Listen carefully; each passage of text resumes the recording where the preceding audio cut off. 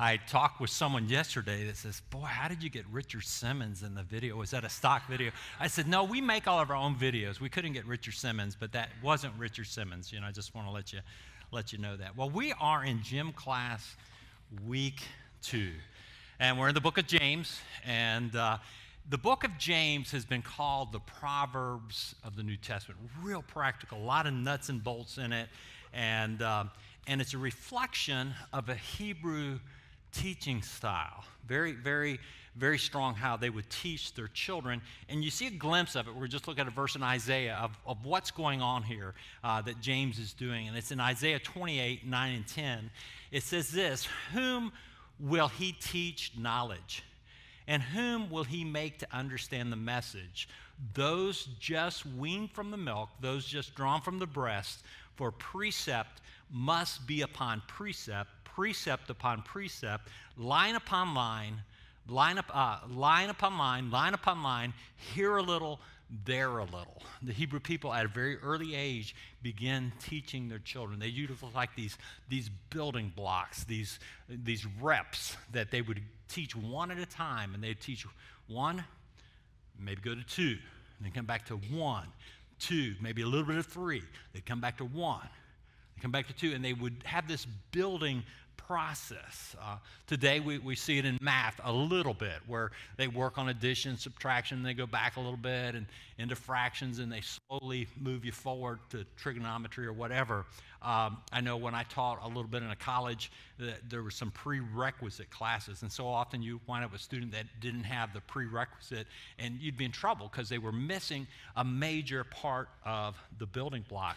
And so he is going to begin today with these building blocks. When Tyler, it was incredible last week what he taught. There's some real powerful stuff in that. And basically, when he opens the book of James, there's just some big issues facing the people. I mean, there's some trials out there, there's some temptations, stuff going on. So that first few verses, he's saying, hey, let me just address this up front. And so there's excellent teaching, and I encourage you to listen to it if you haven't listened to it, on trials and temptation. But in these verses, he begins bringing out these first building blocks. Now, this is James, the brother of Jesus, and there's a good chance that, well, it's the same thing that Jesus heard growing up, and I wouldn't be surprised if this might be maybe one of the first building blocks he heard, and he's applying it through the lens of Jesus in the situation. And so it starts out, James 1:19, we'll begin here. It says this, "Dear brothers and sisters, take note of this." So you can see it's the final thing. Get your pen out, get your paper out. I want you to grab this. We're going to begin this lesson. Very rudiment of the faith, very simple thing, a very key aspect if you want to mature and be effective in life. And he starts off, dear brother and sister. So he's talking not just to men, but to women, not just to poor, but to rich, not just to bosses, but employees. He's talking to everyone. Take note of this, everyone. See that word? My dear brother and sister, take note of this. Everyone should be quick to listen. Everyone. Everyone should be slow to speak. Everyone should be slow to anger. New normal, building block we need in our life. So often we come into that from the other end, where all of a sudden, boom, we're upset about something. That ticked me off. And we've got to speak our mind. We're ticked off, so we want to speak our mind. I don't want to hear it. Hush up. No excuses. I don't want to hear it. And we come into that from the back side. And he says this is a basic building block, is you need to be quick to listen, slow to speak, slow to become angry. So the question that kind of comes out of these verses that I think we need to ask ourselves, are we coachable? Think about that. Are we coachable? Are we in a position where we're quick to listen, slow to speak, slow to anger? I think we've all been at that basketball game where some player is brought off the court, and all of a sudden you hear this big bam, and they've kicked the bleacher, or they've taken the towel and smacked it down, or they've kicked the chair. And we've all been in those games where all of a sudden it gets quiet. Have you ever seen a player like that or action like that and you think, whoa, person's not real coachable?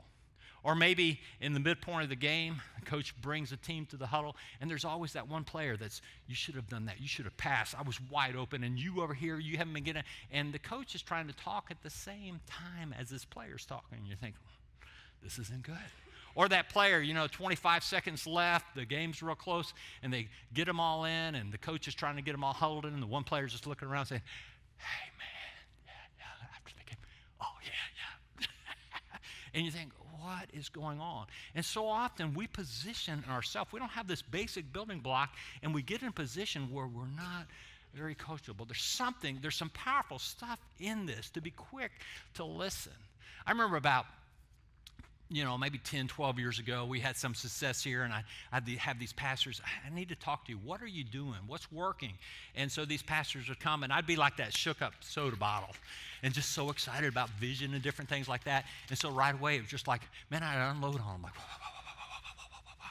and they'd listen, I think, and then they'd leave, and I'd never, ever see them again, But then about 5 years ago, unfortunately, I started approaching it really different. They'd come in, I said, what are you wanting? What are you wanting to see? And what's working for you, man? And then I just listen. What's driving you crazy about the church you're at right now? Yeah. What's one thing if you didn't have to do it, you wouldn't want to do? What's really working for you? So I just started asking questions. Do you think you're doing too much? You think you're spread too thin? And it was amazing how many would begin to arrive at that. And I'd start to hear what they were really looking for and what they're hungry for and how God wired them and what was working. And those guys have stuck with me. They keep calling me back, and because all of a sudden I position myself and, hey, I'm going to listen. I was with the elders. I don't know, Ryan, if you were there at the time that I asked on marriage. We were just sitting around, us elders. I was kind of asking, what have you learned about marriage? And I remember one thing that Bill Meinhardt said. He said that he finds out, like when something's really troubling her and a lot of things are going on and she starts talking, she doesn't want to answer. She just wants Bill to listen to her. And so often as a husband, the wife will start talking and, just a few minutes, I can solve that. You need to do this. You need to, we're real logical. Yeah, this is the way. And they don't want the answer. They just want someone to listen to them. Is that right, women? Sometimes, amen. That was a 0.0001 second response. Just to listen. And it's so powerful. And this is what he's bringing up. And so as he goes through this, he gets into something. He begins to build. He begins to dissect this. And over the next few chapters, he's going to bring some of this stuff up again. He's going to bring up the tongue a little bit later as well. He brings up this statement in James 1:20, still building off this first building block, because human anger does not produce the righteousness of God. One thing we need to understand about anger, so often we get angry. And when we get angry, we start running our mouth, or we start going internal, and we have these internal conversations going as fast as we can. We stop listening. And one thing we need to understand about anger is it does not produce. I mean, you're driving down the road, and all of a sudden a car yanks out right in front of you, and your $10 Starbucks creation is flying through the window, bust up, and the guy acts like, did he not see that I'm on the road too? And I mean, you're just so upset. I mean, coffee all over. So you pull up next to him at the stoplight, you roll down your window. You're an idiot driver. He rolls down his window and go, and he shows you his middle finger. And it's like, and you go forward, and he turns there, and you're like, put that thing in reverse, and you get up on his tail, and it's like a Bible doll. He's still giving that third finger going along driving, and then you're right on his tail. And so you pull into this business complex, and he's there. He goes over, reaches for the glove part, brings out a pistol, and he starts cussing at you, carrying on, and just saying words you've never heard of, and you say, you think that's a gun? You go back to your truck, and and as you're aiming it, you see this help wanted sign, and you say, do you work here? I'm the boss here. You're looking for someone to work? You're the boss. You're the type of boss I've always wanted to work for. He says, you looking for a job? You're the type of employee. We're creative. The way you brought that guy, I want to hire you. Anger doesn't quite work that way. You're a senior in college, and you finish all your courses. You're on an internship, and you're with some other students, and you're with this one girl, and you're doing an intern project. She's kind of cute, kind of good looking. But, man, every day she begins to rant and rave, and she treats you like ice. She gets upset at you and just always nitpicking. But one day she goes nuclear. She goes ballistic, and she's calling you all types of names, yelling at you and calling you the scum of the earth and you're a loser and all that. And it's at that moment you realize this is the woman that you want to marry.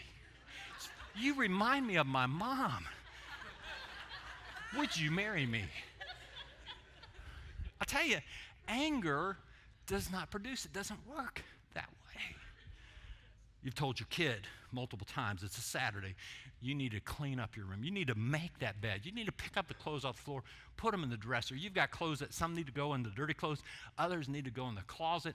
You got to do something about it. So all day long, you're telling them, have you cleaned that room? And so you go upstairs toward the evening, and there they are, phone in one hand, texting, video game in the other game. And man, you step in that room and you slam that door so hard that you pull off the doorknob.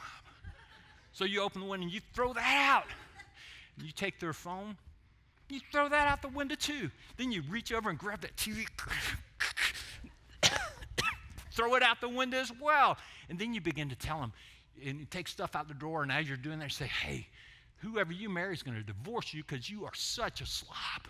And not only that, but you are so organized, you're going to get fired from every job you work at, and you're going to wind up in prison.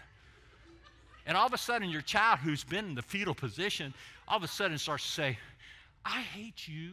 I wish I was never born into this family.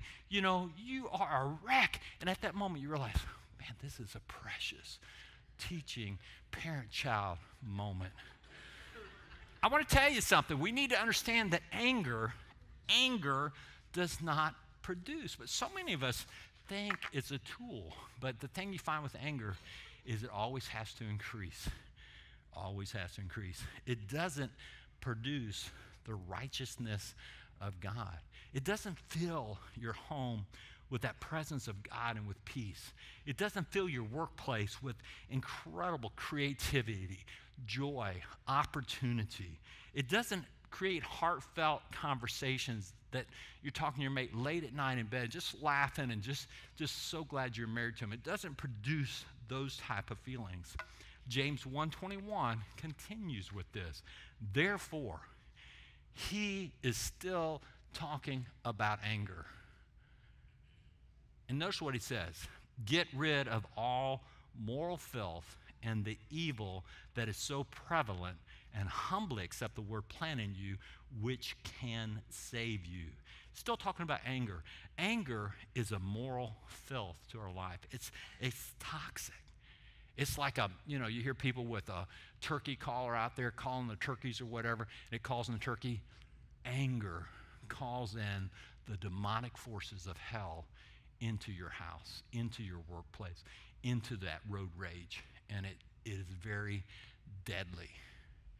I think we've all walked into a relative's house or a parent's house or someone's house, and you can feel that there's been an angry conversation. Have you ever felt that? You can feel it. And it's that way. It's toxic. Jesus, that's why on the Sermon on the Mount just a few weeks back, Jesus says anger is equal to murder because it can take you off the deep end so quickly. And you don't even know what you're doing when you get into it. You don't even know what you're saying, and we need to get rid of it. We need to change. We need to grab this first critical building block that makes us coachable, and we need to get it out of our life. And some of us, that's what we've grown up with. That's all we have known, and we've got to move forward and get rid of it. Instead of anger, we need words of life, words of encouragement, words of truth, words of peace coming out of our mouth, where we catch our kids and our mate doing something right, where we are slow to speak, quick to listen, and we leave anger out of the mix. So within these 3 verses, we are presented with a major building block. And I feel right out of the chute, this is the first one he wants to give us, a major building block where we're supposed to put the word into our life and get rid of anger. It's powerful when we learn to listen. I know wives, just to realize that your husband is present with his inner ear, and he's not looking past you, but he's listening. Or as a teacher, when you have a class and you've got some students that are truly listening, you know those students are going to really grow. Or as a pastor, where you see people on the edge of a chair and they're not sleeping, and you realize, man, they're listening. I run into Christians all the time that want to be soul winners and win people to the Lord. And one of the biggest things I've discovered in these last 4 or 5 years is I've seen a lot more people listened into the kingdom of God than anything else, where we're not preaching at, or I'm not preaching at them, but I'm just asking questions, just wanting to get to know their life, know something more about their kids, know something more about their future, what's bringing them joy, what's bringing them aggravation. When I open my ears, begin to listen, those people come to the Lord. Some of them are ready to give their heart to Jesus. Or they hear differently. And the same way with the coach. You know, if he can have a team and he knows the team is listening to him, tuned into him, that coach knows that, hey, I'm going to win some games this season because I've got a team that listens. And so in James 1:22, he makes a shift. He has worked on this first building block, which will reappear in James, and he starts with the second building block. This is kind of the prerequisite where we're going to take a step forward. So in James 1:22, we read this: do not merely listen to the word and so deceive yourself. Do what it says. Now notice he doesn't say, hey, stop listening now, just get into the word or start doing. But he says, don't just listen, but do. He introduces another building block. He's talked about listening, no anger. Now he's talking about doing. Now, and a coach, I think, understands this. It's one thing for players to listen, but it's another thing for players to know how to execute. They might listen to out-of-bound play and how we're going to respond, or the full court press, or, you know, they might listen to all that stuff, but can they execute it? And if you can get a team that can listen and execute, man, you're going to have a very winning season. So James 1:23-25. Anyone who listens to the word but does not do what it says is like someone who looks at his face in a mirror, and after looking at himself, he goes away and immediately forgets what he looks like. But whoever looks intently into the perfect law that gives freedom and continues it, not forgetting that they have heard, but doing it, they will be blessed in what they do. So he's building all this, the importance of doing it. And he makes this comparison to the mirror, about looking in the mirror and forgetting what manner of man you are. That never made sense to me. You know, because like it's not what I looked in the mirror this morning. It's not like I'm gonna come to the mirror this afternoon and go in there like, oh, who's that guy? You know, it still looks like, you know, it's not, you know, like, oh gosh, I thought I had hair. You know, I didn't have hair. You know, isn't that true? You remember, you know, I recognize that person in the mirror. They look for me. It's not like, gosh, who is that? Now I know probably some women. You look, your husband thinks you look at like you're discovering yourself new in the mirror every time you look at. But you know, I did have the experience. I mean, as times go by, I look in the mirror, I'm thinking, gosh, Daddy. Where'd you come from, Dad? You know, because I'm looking like my dad. That's a scary, you know, but it happens over time. But you look and you forget. What's going on here? I think about my personal life educationally. I was a failure as a student, and I gave my heart to the Lord, and that helped a bunch. And I started sitting on the front row, and I started really listening. And I started listening what the teacher was going to test on. And I got to the place where I could pass tests incredibly. This might shock you. I know, Tyler, you know me real good, but I would make A+ on spelling tests. I just blow it out of the water. You know, I got a lot of scholarships. I'd make A+. I could study a test, but I didn't retain it. Today, you know, well, look in the dictionary. Sometimes I can't remember the second letter. But I can memorize.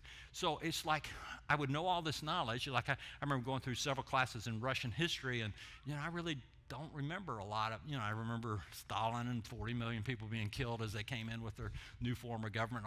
I remember all that, but so many things I don't remember because I had the knowledge, but I never applied it. It really wasn't real. And that's what happens if we are listening and learning, but we're not doing, we're going to forget it. Do you see what I mean? We're going to forget it. We're going to get back in the mirror, and all of a sudden we'll have to rememorize it. So he brings this up, this mirror thing, and I think of people, and I think you've known them that are very book smart, but they're dumb as rocks. You know, there's people like that. I mean, they're very book smart. There's coaches that run into teams that, man, they know, they can tell you all about the play, but they can't execute. There's people that are smart in math. I mean, they pass all the math tests. They understand their fractions, but they can't read a tape measure. You know, they can't build a bridge. They can't balance a checkbook. There's many of us in here, man, we could write a diet book. We know all about dieting. We know that has a lot of calories in it. That has more fat content. We know all this type of stuff, but we can't lose any weight. And it's not applied.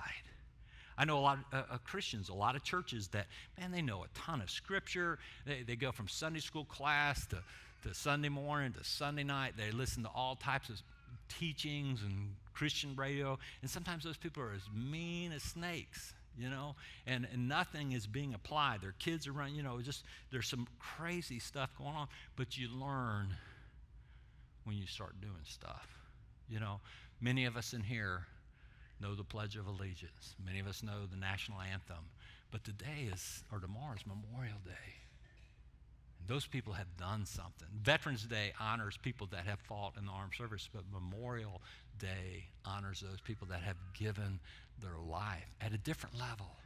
They understand freedom at a different level because they gave everything in them. I was listening to some radio yesterday, and they were talking to a number of people about letters that were half written from their relative that they never got to finish. Like they were either killed as they were writing it, or they were called off to duty or to a battle or skirmish, and they never returned.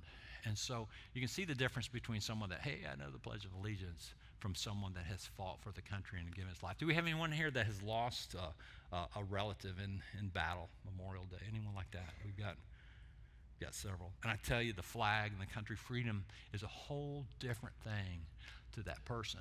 And that's what we're looking at here. We can listen and we can gain knowledge. And this is what Proverbs dealt with so much. This is so much in that Hebrew teaching, is that it's good to get knowledge. You listen. You don't get angry. You absorb knowledge. You get it from a good place. But when you do it, you start to connect the dots. It starts to be a part of you and who you are. And this is where he's bringing in that second aspect, the second block. In verse 21, it says, if you listen, you can save yourself, or you can save your butt. Sometimes you get some basic knowledge, you can save your butt, you can pass the test. But if you listen and do, verse 25 says, you will be blessed in what you do. Now, Knight came up with this phrase, and this is actually the title of this message, just do it. Just do it. And sometimes the reason why we don't do something or don't get our kids to do it is there's a risk to it. There's a clumsiness to it. There's a failure to it. And when we start doing something for the first time, we're not experts. And so often we want things to be at a higher level than we are. We see someone make something and say, well, let me try to make it. And it doesn't look like that. Or someone sings something, let me try that. Or someone draws something, we try that. And it nowhere in the world measures up. And there's a risk to it. And I'm going to do it. I'm going to try. I remember my first experience at woodworking was to build a dog house. We had a dog that showed up in our neighborhood, and he started hanging around. I built a dog house. He never went in the dog house, and he ended up running away and leaving us, once he saw the dog house, And so that was my first experience with woodwork, but I kept trying to work it. I kept trying to press it, and I've thrown out a lot of stuff, but it was in that loss, that embarrassment, this didn't work, that didn't work, that I learned how to do woodworking. Same way with singing. The first thing you might be able to call it a joyful noise, and that's about all there is to it. But as you do it more, as you work on the piano, there's going to be a lot of failure. Even with diets. You start a diet, I need to tell you, you're going to fail at it. You try to read that first block, hey man, I'm going to have to be slow to anger. And I'll tell you, before this day's out, or before this week's out, you're going to lose it a couple times. You get on that diet, and you're doing good for 2 or 3 days, and then all of a sudden you attack the refrigerator. You eat not only the cereal, but you eat the cereal box, and you just go over that. You just get back up. I'm going to keep doing. I'm going to keep doing and keep pressing. And that's that next block, is you've heard it, but now you've got to do it, and there's a risk to it. And then he ends James 1:26. through 27. And here he brings both blocks into place. Those who consider themselves religious and yet do not keep a tight rein on their tongue deceive themselves. There's that tongue issue, the quick to speak, and the religion is worthless. Religion that God, our Father, accepts is pure and faultless in this, to look after the orphans and the widows in their distress and keep oneself from being polluted by the world. And he just basically says, hey, first building block, watch your mouth, deal with anger, get that under control, and then just start doing something. I mean, there's some stuff you can do right outside your door. There's some kids that are lacking parents that they just need someone to be their friend. There's some widows and there's some people that have gone through broken homes and divorces, and they need someone to come and just help out with some plumbing or electrical or stuff like that. But begin to do something. Start to deal with some of this pollution. Get this anger out of your life. And even if you fail, just keep doing it. And these are the first two building blocks that he brings in the process. And as you're watching this, they're going to show back up that Hebrew principle, precept upon precept. And then again, it says precept upon precept, line upon line, here a little, there a little, and you begin to build. But this block is so important that for us to have maturity without operating this or coachability, it just doesn't work. This is a prerequisite for maturing and moving forward with God, is that ability to, close that pie hole, to begin to listen and begin to get anger out of the equation. Will you stand with me?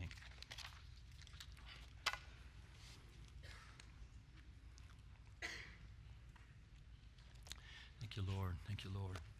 Well, what we're going to do, always like to open up this altar because there's a lot.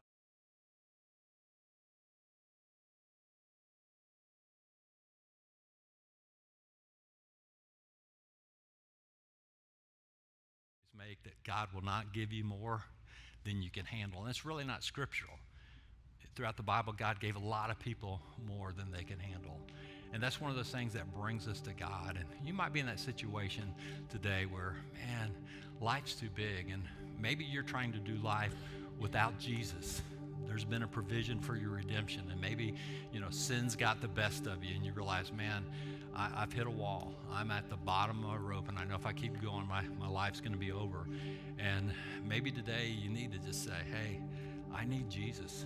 I need Jesus in my life. And if you've never asked Jesus in your life, we want to encourage you to do that today. Or maybe there's some other issue. Or maybe this anger thing has triggered something in you. Say, man, I've got that gun in my car and I have pulled it on people. I need some help before I kill someone. I need help. I've had those parenting moments. I've had those, I'm married to that woman. No, I shouldn't say that. But if there's a prayer need, we want to take some time just to pray with you and to realize we're not alone. We need God and we need other people in our lives. So let's take a few moments and pray. Nate's going to lead us in song. For those that don't come forward, just worship God, and we'll close out in just a moment.